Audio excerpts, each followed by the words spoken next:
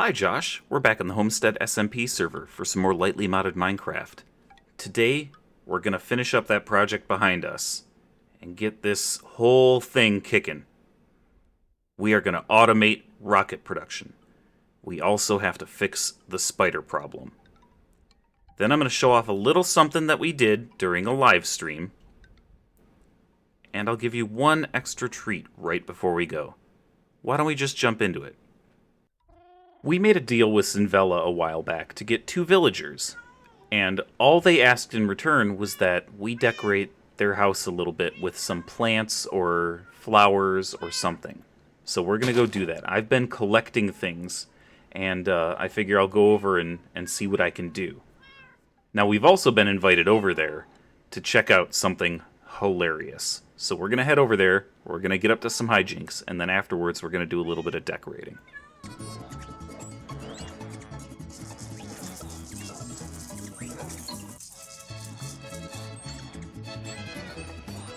This is the goofiest shit I've ever seen. I look fucking fabulous in this thing. Sinvella's gone mad with power. This could be a problem for the server. They have to be stopped. They've already made some planters out of these barrel planters, which look great. They look super cool, and I wasn't planning on doing anything that in-depth. I didn't even know about this thing. I was just going to go the more vanilla route.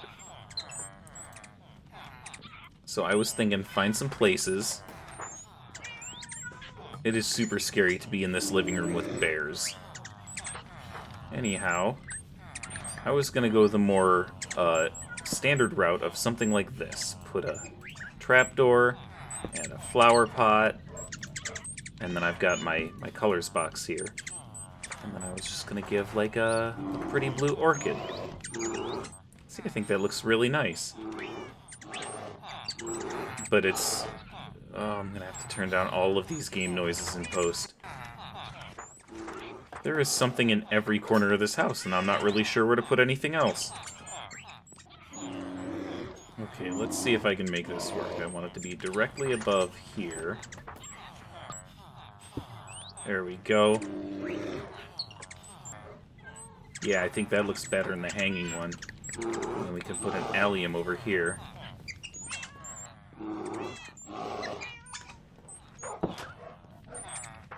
Nope, not asking questions about that. Nope, nope, nope, nope, nope. Now I'm trying to see if there's anywhere out here. Maybe I could just plant, like, some shrubs along here?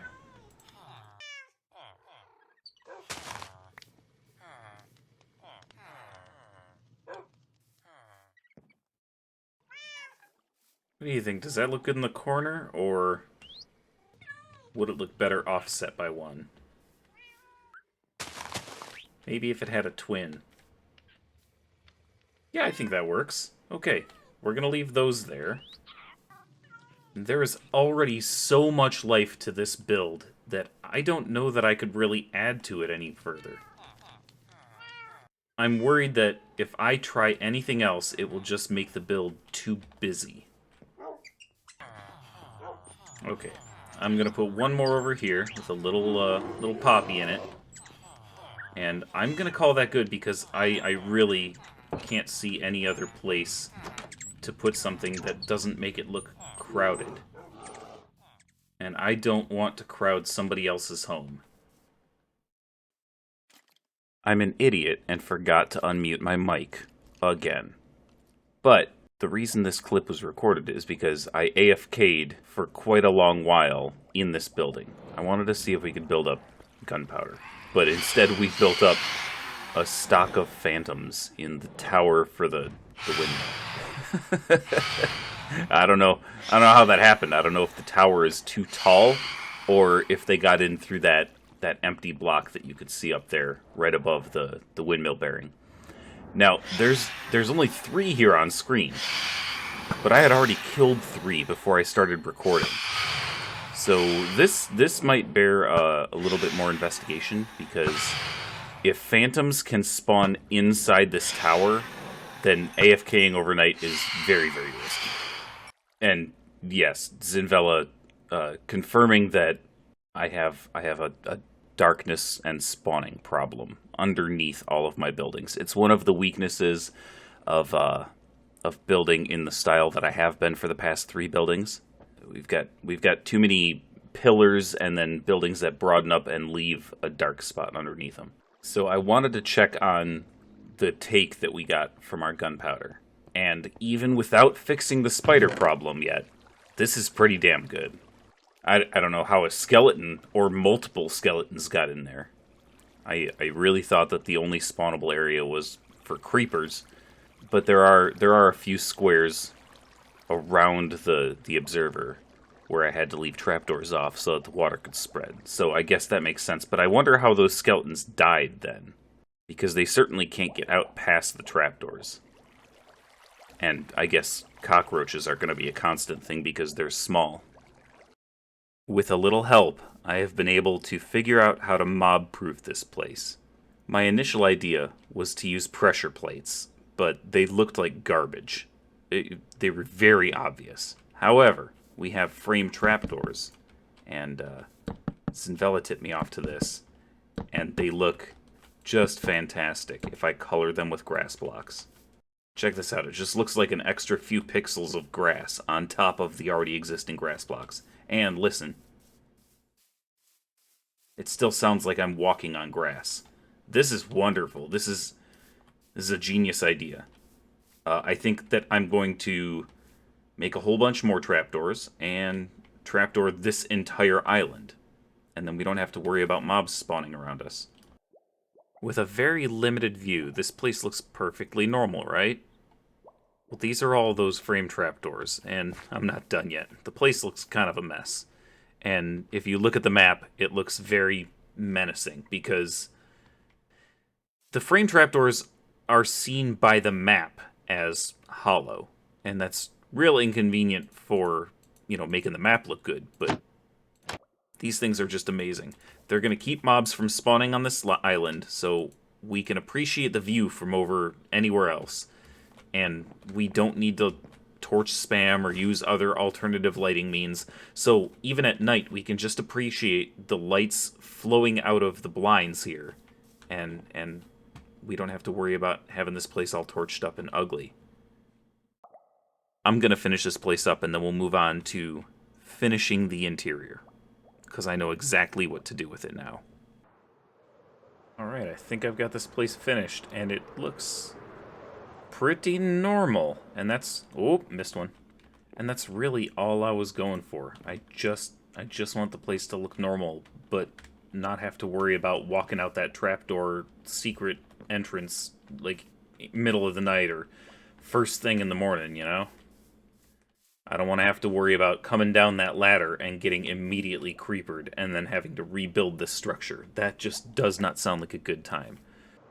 I tried to duplicate all of the sand and the gravel as best I could, and I would say the place looks normal. Cool. I forgot to mention, I added a balcony to this place. Hang on, I'm not trying to hide the view from you, I'm just trying to get a little bit lower without picking up speed. So, there you go, you kind of get a good view of it there. I tried to make it look like it was supported in stone to keep it attached to the building, but give it a bit of a softer wood feel to it. I added a little glass door here, and this is temporary. I just happened to have some chests in my inventory, and I needed a way to get back up here and get out. So this is going to change. I'm not sure exactly what I'll do, but this will change. Anyway, it's a very easy and mob-avoidable, before I added all those trapdoors, entrance and exit for this building. Oh shit, it's happening! It's not 100% fully automated yet, because I'm not routing the gunpowder into the system. But these are mechanical crafters. And I have 9 hopped botany pots, which I guess I really didn't need, because there's hoppers directly below them. But these are what I made before I fully came up with this plan. So these hoppers right here are routed into the ones in front. all of these hoppers are routed into these mechanical crafters, which, despite each having their own line of hoppers, I still right-clicked on the back with the wrench to make sure that they all have a shared inventory. And now, once I get a cog connected right there and run over to this, that mechanical, the windmill bearing, right there.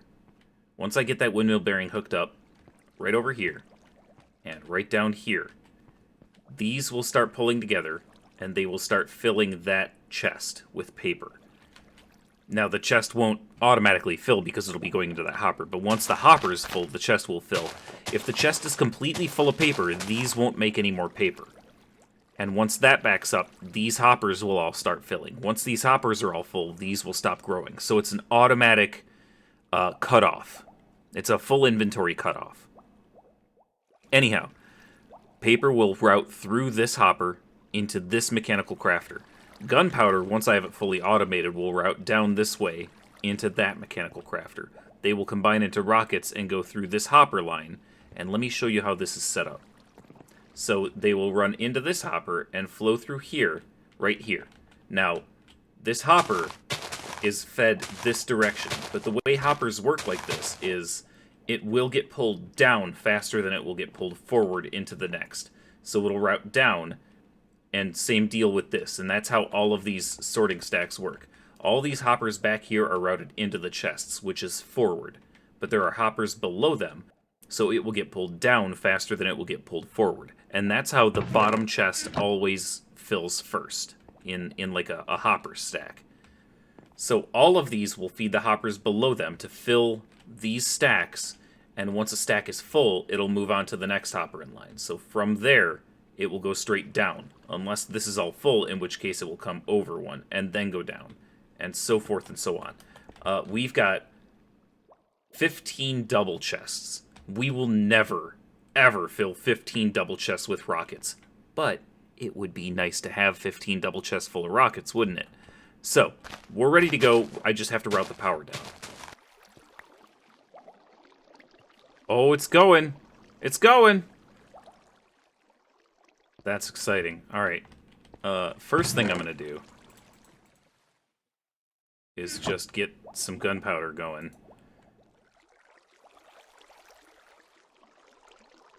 There we go. I'll just let that feed down, and I need to finish getting this one hooked up. And it's hooked up. Now, one thing that I've thought about doing is playing with some big cogs and little cogs, like up in here where we've got nothing but space, just a bunch of empty space. I could play with big cogs and little cogs to speed this all up so that it would go so much faster. But I don't think that that's necessarily important. It wouldn't be a bad idea, but I don't think it's at all a requirement. This is going, and it'll just keep going until we run out of supplies, which is never going to happen. So, we'll just make rockets until the end of time now. And a couple of people today, during the live stream that I did, have already asked, hey, are you going to add rockets to Homestead Depot? So, I guess we're going to be selling stacks of rockets real cheap, huh? Okay, it looks a bit funky, but it's working. I made a couple of brass funnels, and I have them filtered to only move gunpowder. So I had to remove the bottom chest here. I had to move the second chest over one with another hopper so that it sticks out a little bit.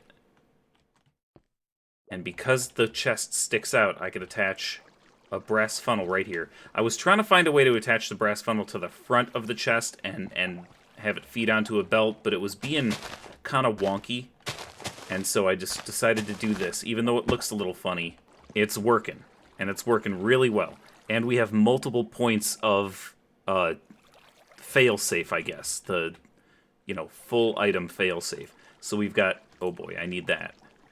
So we've got lots of gunpowder that I pulled out of the system manually and put into all these hoppers. And then we've got more hoppers coming through that are all empty. These will all fill up eventually. And then once all these hoppers fill up, this chest will fill up. When this chest fills up, this brass funnel will stop accepting items, which means they will stop moving on this belt. and they will stop coming out of this funnel, and they will fill up this chest.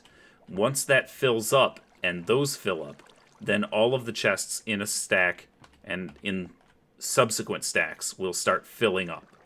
I was hesitant at first to hook it up completely automatically because I was like, what if we need some of the gunpowder? I don't want all the gunpowder to be going in here, but what else are we going to use the gunpowder for? We don't have any desire to make an absolute ton of TNT, at least not right now. All we're really using the gunpowder for is rockets. And here we are, making rockets automatically. So why wouldn't we automate the gunpowder? And because these machines make rockets slower than we make gunpowder with the creeper farm below us, we are going to end up with a surplus of gunpowder. So, we will build up a stock eventually, but for now we're using it for the most important thing we want to make. The reason I wanted to make brass funnels is because they have a filter, whereas the andesite funnels, these guys do not have filters. So we filtered it for gunpowder, and that's because we still have crap coming in like this. Bones, string, cockroach bits, cave centipede bits. We don't want to take any risks that some of that stuff will end up in here and break our mechanical crafting. As time goes on, I am going to keep an eye on this, and I will just come over here sometimes and empty out stuff like this to keep room for gunpowder in there. Because once this fills up, we'll start filling up the other stuff. And if this fills up with this kind of crap, then it won't be pulling gunpowder and automatically making rockets anymore. And we want it to keep making rockets. So the only thing that's left to do with this project is to go spider-proof the downstairs, the spawning area. And I have put that off till last because I'm really, really not looking forward to it. But I think it's time. It's only been a handful of minutes since the last clip, wherein I installed these brass funnels and explained everything. I've just been burning a little bit of time playing on my phone, waiting for this to do its thing, and I realize from all the going back and forth between here and the house to grab one more thing, and then one more other thing, and then one more further thing, I'm down to one rocket in my inventory. Now, I know that I've got some in one of the crates in the ender chest, but I was like, I'm here! I'll just go over and grab some out of the chest. There's got to be a few already, right? There's a few already. So, this thing's not moving mega fast, but holy crap, can it pump out some rockets. I am so happy about this. And as you just saw, it makes 3 rockets per recipe. We know that already. But 1 gunpowder and 1 paper makes 3 rockets. And we are pumping out a crap ton of paper. And we are clearly collecting a crap ton of gunpowder. Everything below this hopper is full.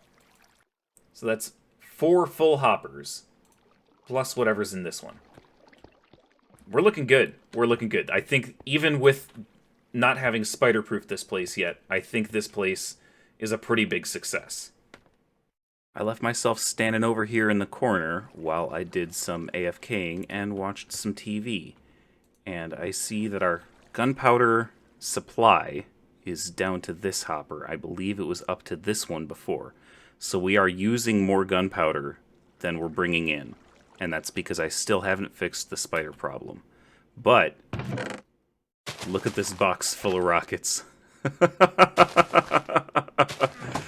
This thing is hauling, man. So I think I'm going to be selling rockets super cheap for anybody who wants them. This place, even without spider-proofing, is a pretty massive success. It's so great to see this thing just going, man. Oh, and remember what I said about the papers stopping if the thing got full? That is, I'm guessing, pretty full. So even though this is moving, this is just kind of sitting.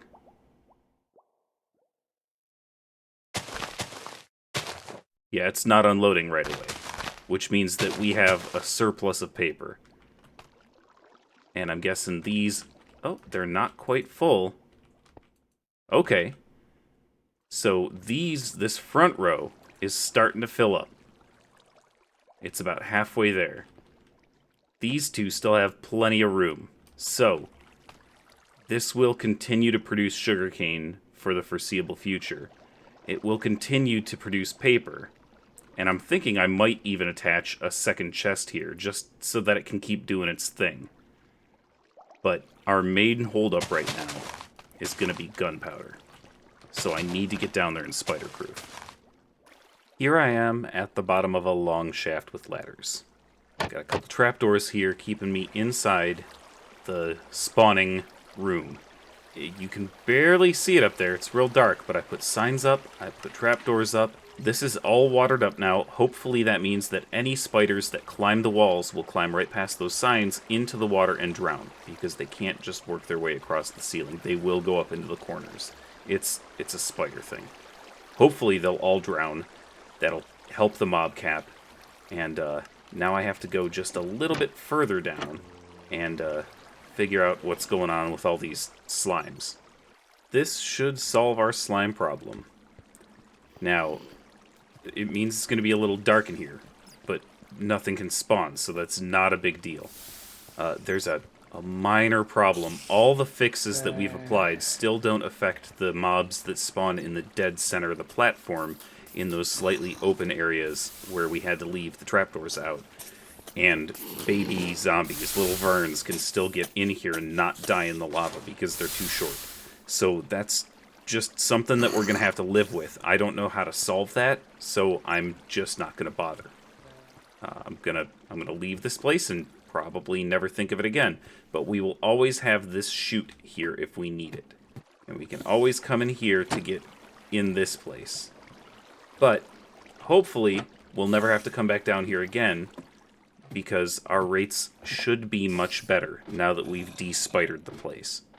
Watching this machine in action is really cool, and I wish that I had thought about the mob sweeping uses of the create mod instead of doing the water thing, but by the time I figured that out, that was already in place, so oh well, just gonna have to deal with it. So that's our way down. Right here is our way up, and it's just hidden in the river. So if we don't want to think about it, we never ever have to. It's just down there. It's just a hole in the ground, and we can just ignore it now. Now I get to come in here and figure out how much scaffolding I dropped. Over a stack. Okay. Apparently we got a chicken rider at some point, and the chicken got cooked. That's nice. Oh yeah, I also misplaced a whole bunch of signs. This is, that's a lot of spider eyes. Though that's from spiders that I actively killed while I was down there, and that's no big deal. All this stuff I'm gonna have to periodically clean out, as I already mentioned.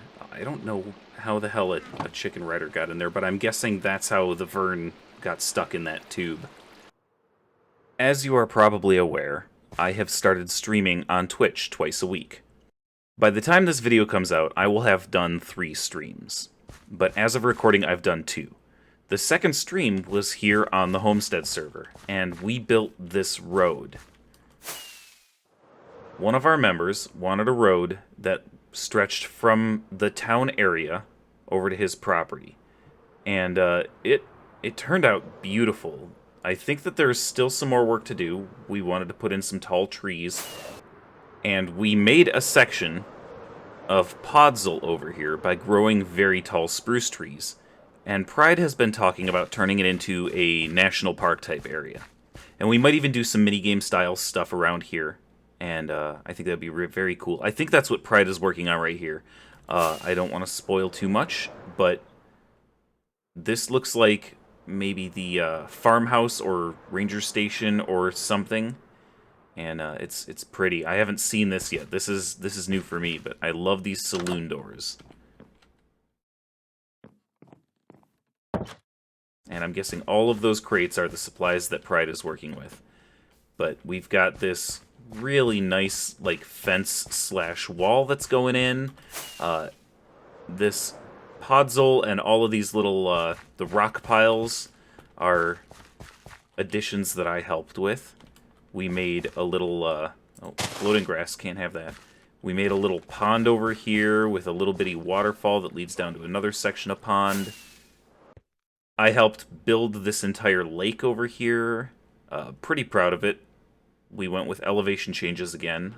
Did a little bit of bone mealing the ground, and it looks like somebody installed kelp. Now we've got fish all over the place. Somebody even added some sea pickles. We had a lot of fun doing this project. This was so much fun, and I'm so glad that I joined in and participated. And I'm really glad that I was able to live stream a lot of it. the whole crew had a lot of fun together, and I'm really looking forward to streaming some more around here in the future. Now, before we wrap up this episode, I have one more structure that I built entirely off camera that I wanted to show you. I have added a little cliffside building here.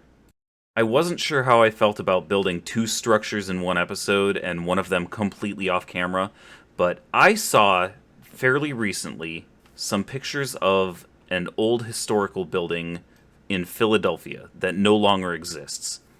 There's a podcast I listened to where they discussed a Philly area architect named Frank Furness, and he built this absolutely gorgeous building. Let me slide off to the right here so that that building is on the left side of the screen. I'm going to try to get a little bit closer so it fills more of the screen here for you. And I'm going to put a picture up next to it. Now, I tried to model this building that I built directly on the picture of this building. It's the Provident Life and Trust Company Bank building in Philadelphia. It's no longer there. It's been torn down. But it's an absolutely gorgeous building. I fell in love with it. And as a former student of architecture, I love unique buildings, and it's just really, it stood out to me. And actually, this building was somewhat inspired by one of his other buildings. This beautiful school building. It's a school now. It didn't used to be a school, but it was a building called the Bryn Mawr Building, and hopefully I've put up a picture of that on the screen too. But this building isn't supposed to be, directly inspired by that or reminiscent of that. That's where I got the idea for the big round section of this building. And I decided to work that into the style that we had already been working on here in this logging camp. Anyhow, back to this building. So I didn't just build this to have a copy of the Provident Life and Trust Company Bank here.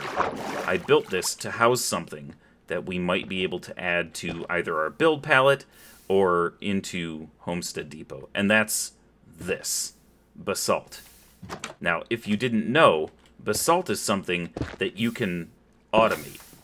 And you can do so like this. I have some blue ice over here, I have some soil down there, and I have some lava here. When the lava flows over to touch the blue ice, and it's above soil, it makes basalt. So I just took some encased chain drives so that I could have the same speed and power all the way across without using too many extra parts. And I took some mechanical drills and just put them here facing down. Now every time a basalt forms, due to that lava over soil against blue ice mechanic, it forms the basalt, the drill heads automatically take it, and I don't know if you can tell down here, but I have hopper minecarts inside the soil, sitting directly on top of hoppers. And then they feed back here into this row of hoppers, and then over here, and the hoppers run down and across, and they do that normal hopper thing right here, where they flow around and into each other all the way here. And each time, they're running over another hopper stack, just like we have in all of our other storage buildings. Now, this hasn't been running all that long. Pretty much as soon as I finished this structure and that basalt farm, I exited the server and haven't been on until just now. So, this is probably less than an hour. And we're only using 4 sections of lava and blue ice and soil. So we're getting 4 basalt at a time, but you can hear how fast it's forming and breaking. This is an extremely prolific farm, and I didn't do anything fancy with the inside. I didn't decorate the walls. I just slapped down some birch slabs on the floor to give it something other than stone. But I really just wanted to have this outside of the building, and I just wanted to build it into the cliff face so that all you really see is the front and a bit of the side, and if we're flying up, we can see the top. And fortunately, I struck upon the idea of using a frame here on the corner so that we can get the verticality of the stripe here, and also the horizontal stripe right here. So I used frames actually all along here to do that. And I think that this turned out pretty well. Obviously, there's only so much that you can do with the Minecraft palette and with the Minecraft shape and size of blocks, so I couldn't get it perfect, but if I decide to brag a little bit, I think that that turned out pretty decent. Here, let me put them side by side again. What do you think? Alright, and now that we have shown that off and added that to our town, and now that we have another item that's being auto-generated and collected in a farm, I think that it's probably time to call this episode. So, we've fully automated our rocket production, and I've probably spent so much time over there where the Provident Life and Trust basalt farm won't render in, that I'm sure we have another significant amount of rockets sitting in storage over there right now. And now we've got basalt auto-generating, and I think that this town is coming together beautifully. We're starting to stretch across the lake. We've got that big-ass, awesome-looking house right in the middle of it, and I can't wait to spread out more. But that'll have to wait for another episode. I'll talk to you soon, brother. I miss you.